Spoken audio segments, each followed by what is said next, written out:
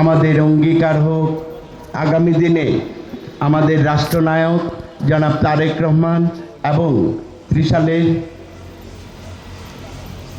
আমাদের প্রিয় নেতা ডক্টর মাহবুবুর রহমান লিটন ভাই, ওনারা এই দেশকে যেভাবে পরিচালনা করবেন এবং ত্রিশালকে সুন্দরভাবে গড়ে তোলার জন্য ওনারা যেভাবে পরিচালনা করবেন, আজকের এই দিনে আমাদের এটা অঙ্গীকার হোক, এই বলে আমি আমার বক্তব্য শেষ করছি।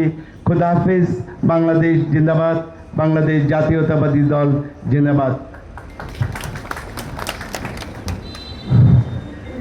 ধন্যবাদ জনাব জিয়াউল হাসান জামিলকে।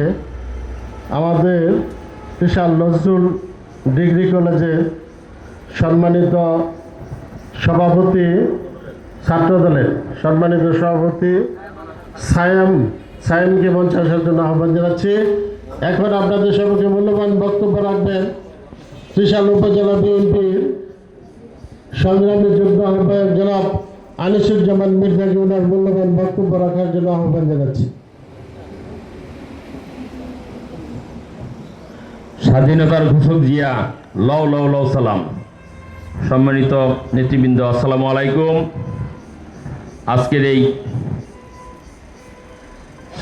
স্বাধীনতা ও জাতীয় দিবস উদযাপন উপলক্ষে আজকের এই আলোচনা সভা সম্মানিত সভাপতি, ত্রিশাল উপজেলা বিএনপি সংগ্রামী আহ্বায়ক এনামুল হক ভূঁইয়া, আজকের এই মিটিংয়ের প্রধান অতিথি মাননীয় সংসদ সদস্য, জাতীয় নির্বাহী কমিটির অন্যতম সদস্য, আপনারা আমাদের আপনজন, আপন ভাই ডক্টর মাহবুবুর রহমান লিটন ভাই, উপস্থিত থানা বিএনপির যুগ্ম আহ্বায়কবৃন্দ, উপস্থিত ইউনিয়ন বিএনপির আহ্বায়ক যুগ্ম আহ্বায়কবৃন্দ, পৌর বিএনপির ওয়ার্ড পর্যায়ের নেতৃবৃন্দ এবং সকল অঙ্গ সংগঠনের নেতৃবৃন্দ, সকলকে আমার পক্ষ থেকে আসসালামু আলাইকুম।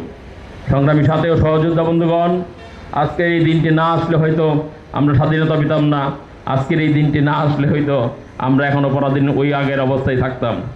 সংগ্রামী সাথী ও সহযোদ্ধা বন্ধুগণ, যেই রাষ্ট্র নায়কের জন্য আজকে আমাদের এই স্বাধীনতা, আজকের আমাদের এই দল, যার জন্য আমরা কথা বলতে বলছি, তার জন্য আমরা সকলেই গভীরভাবে শ্রদ্ধার সাথে ওনাকে স্মরণ করব, ওনার জন্য দোয়া করব।